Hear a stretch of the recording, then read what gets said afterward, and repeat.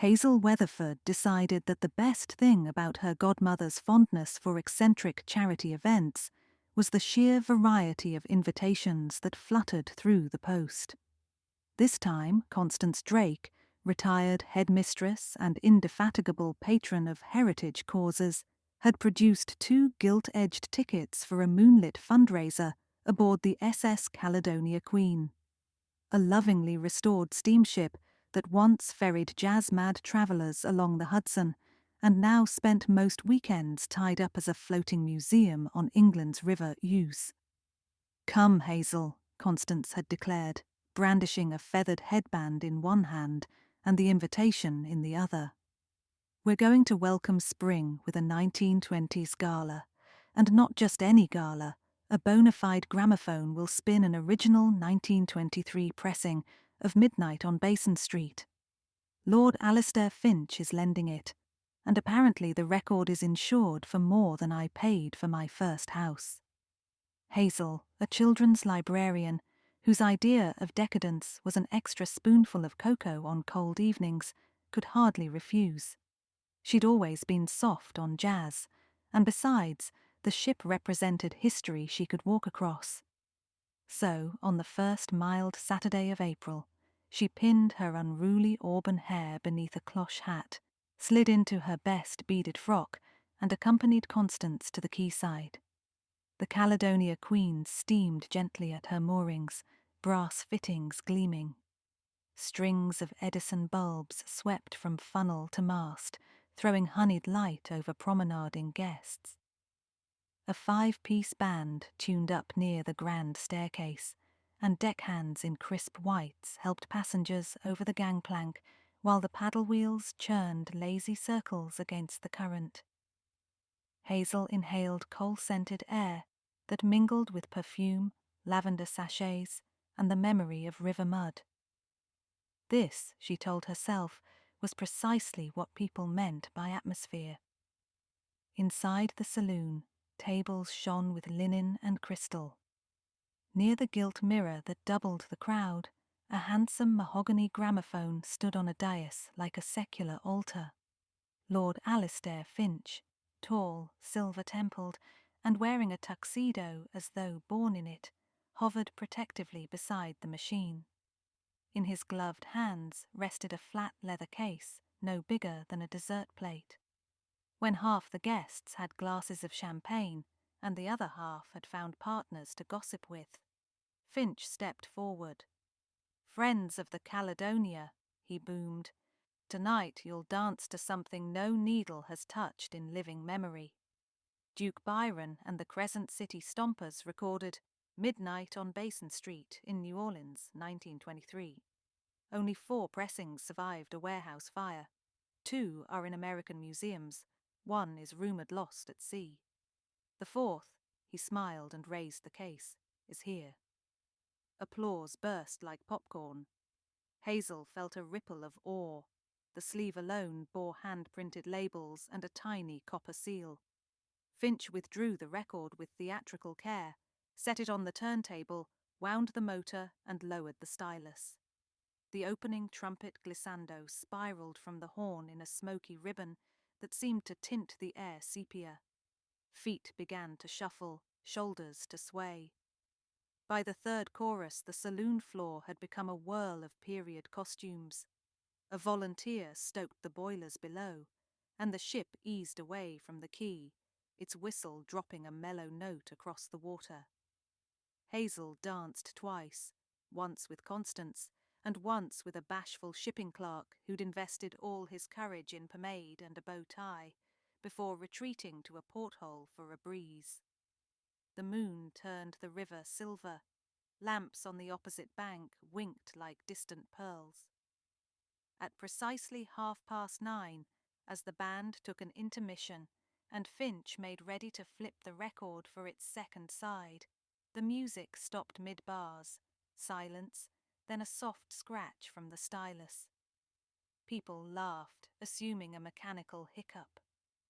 Finch lifted the tone arm, frowned, and stared at the turntable. The platter was empty. The priceless record had vanished. For a beat, no one spoke. Then a steward in a double-breasted jacket asked, "Dropped between the boards, sir?" Finch's voice emerged thin. "Not possible. I haven't moved from this spot." Hazel felt the mood tilt from champagne sparkle to uneasy fizz. Yet nothing about the moment threatened bodily harm. Rather, it promised drama contained within teak walls, solvable by wits rather than weapons. In other words, a cosy mystery unfolding in real time. Constance touched Hazel's elbow. "My dear, I fear chaos is about to break out. Do keep your eyes open." Finch's truce. Lord Finch requested that all doors be secured, but politely. The Caledonia Queen boasted no brig, and no one wished to alarm the donors more than necessary. The captain, Captain Bramley, a man with white whiskers and an air of having read every tide table since Noah, announced that the vessel would remain mid-river until the record was found. Overhead, the paddle wheels idled to a soft thrum. Hazel watched people react. Surprise from the elderly couple in tartan, indignation from the actress Myla Hartfield, whose backless gown proclaimed publicity. The 5 musicians stood near their instruments, exchanging shrugs. The clarinetist, Marlon Good, worried a reed between his fingers. The drummer drummed on his hatbox. Finch asked anyone with observations of note to meet him in the small lounge off the promenade deck. Constance gave Hazel a meaningful look that said, "We shall, of course, present ourselves." Observation 1, Hazel told Finch, was that she had seen nobody approach the gramophone after he'd placed the record. Observation 2, the only people close enough during play were Finch himself, the band, a steward offering drinks, and Lord's niece, Imogen Finch, who had fluttered near the dais snapping photographs with a period Kodak. Finch thanked her. "And you, Mrs. Drake?" Constance adjusted her lorgnette. "I smelled lavender when the music ceased, very faint." Finch blinked. "Lavender?" "Someone brushed past me wearing it. Not helpful in itself, but perhaps combined with other clues." Hazel loved her godmother's poise. She could have reported finding a bomb under the buffet with the same composure. A shipful of suspects, Hazel decided to apply librarian order to the evening. Suspects, she reasoned, fell into categories: those with access and those with motive. Access was easy. Anyone could stroll the saloon. But motive? Why steal a unique record during a gala? To sell, to spite Finch, to make a name by destroying what others venerated. She carried a notebook filched from the raffle table and began interviews, buoyed by Constance's quiet authority. 1. Imogen Finch, photographer, 25, in a beaded turban.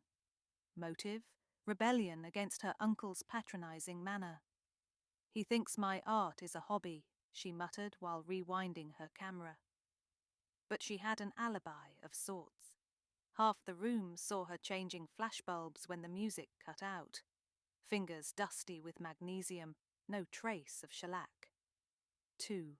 Marlon Good, clarinetist, whose eyes glinted behind round spectacles. He admitted longing to study the record's arrangement firsthand. Original phrasing, you know, lost to time. Pocketing it for later transcription might tempt a musician. His clarinet case, however, contained only an extra mouthpiece, lint, and a sandwich. 3. Myla Hartfield, stage actress of middling fame. She complained the evening was meant to be her comeback before local press. Now the scandal overshadowed her. But resentment rarely precedes theft of fragile vinyl. She waved a perfumed handkerchief, lavender, Hazel noticed, and swore she hadn't left the dance floor. A swirl of witnesses agreed. 4. Chester Blythe, ship's engineer and vintage mechanics obsessive. He had delivered a lecture on steam pistons earlier. Hazel found him near the boiler room polishing a brass gauge. "Records?" he shrugged. "Too delicate for me. Give me gears." Hands smelled of oil, not lavender. 5. Lucy Trent, archivist from the York Museum and unofficial chaperone of the record. She fretted that bursars would roast her alive. "I never let it out of sight, except during the actual playing, which Lord Finch insisted on doing himself." She carried a slim reticule bulging only with catalogue cards. Hazel noted that lavender, so far, clung to Mila Hartfield alone. But Constance's nose seldom misled her. Perhaps another guest favoured subtler sachets. The clue of the scratch. An hour ticked by. Coffee and Petty's Fours appeared, faintly absurd amid detective work. Finch paced the length of the saloon, stopping every so often to stare at the empty turntable as though it might blush and confess. The gramophone lid was propped open for inspection. Hazel, turning teacherly curiosity on the machine, noticed a hairline scratch along the mahogany edge near the hinge, fresh, exposing pale wood beneath varnish. Bending lower, she spotted something wedged inside the bell of the horn, a single red feather. She fetched Constance. The older woman eyed the evidence. "That feather belongs to Miss Hartfield's fan, unless I'm blind." Lavender, feathers, fresh scratch. Someone had fumbled during a hurried concealment. Yet why hide the record inside the horn only to remove it moments later? Unless the thief returned when attention drifted elsewhere. Hazel stuck a handkerchief-wrapped finger into the horn. Nothing rumbled free. So either the thief abandoned the feather as decoy, or more likely had hidden the record somewhere nearby before a safer getaway. Deck chairs on the promenade folded neatly against the rail. Between dances, Hazel had perched on one. Cloth seats with wooden frames folded sandwich-style against the wall. A 10-inch shellac disc, she mused, could slide into the pocket formed by the canvas when collapsed. She grabbed Constance's wrist. "Let's examine the chairs." The promenade revelation. Out on deck, moonlight silvered the river and painted guests' breath pale. Only 2 deckhands lingered aft, smoking and speculating. Hazel and Constance worked their way along the row of chairs, opening each with discreet coughs to mask the creaks. Nothing appeared until the 7th, where Hazel's fingers brushed something rigid. She drew out not the record, but a stiff paper sleeve stamped with Duke Byron's swirling monogram. Empty. Progress, yet frustrating. Someone traded sleeves. Constance whispered, "We're closing in." Record and sleeve separated deliberately. The grand staircase door opened, and Marlon Good, clarinetist, stepped onto the promenade clutching his instrument case. At the sight of Hazel and Constance flanking an unfolded deck chair, he froze like a man spotting librarians during overdue book amnesty. "Evening," he said. "Thought I'd practice where the air's cooler." Hazel's gaze travelled to his case. "Might I see inside again, Mr. Good?" He swallowed. "Found nothing last time, did you?" "True," Hazel agreed, "but circumstances evolve." Constance gave him what former pupils called the headmistress look. Good sighed, set the case on a bench, and flipped the clasps. On top of the velvet lining rested his silver-keyed clarinet. Under the bell, however, was something flat wrapped in velvet polishing cloth. Hazel reached gently. She unrolled the cloth to reveal the record, Duke Byron's 1923 Immortal Grooves intact, save for one tiny chip on the edge. Good dropped his gaze. "I only meant to study it." Constance's voice softened. "Mr. Good, you've put the gala, and indeed the ship, in disrepute." He inhaled raggedly. "I panicked when the music stopped. I'd already taken it, you see, during that final chorus. I slid a practice disc from my pocket onto the turntable, same width, same label colour. But Finch lifted the arm sooner than expected, and your sharp eyes spotted the wrong record at once. I tucked the real one into the gramophone horn, intending to reclaim it later and replace it quietly in its sleeve. But my feathered friend, Mila's fan, caught on the horn and betrayed me. I snatched the disc and hid it in my case, but the sleeve, I must have dropped it by the chairs. Hazel asked, "What possessed you? Financial gain?" Good shook his head. "Scholarship. I'm writing a thesis on early jazz modulation. The notation for Midnight on Basin Street was lost. If I could hear the uncompressed tones, transcribe them, I thought, well, my work would endure." "A foolish risk," Constance murmured, though kindly. Bargain on the river. They escorted Good to Finch's impromptu command post in the lounge. The story, once shared, caused Finch's jaw to clench and his shoulders to slump simultaneously. "Scholarship at the price of integrity," he muttered. Good stood with hands clasped, awaiting censure. Hazel felt a tug of sympathy. He wasn't a villain, merely a man whose passion outran his propriety.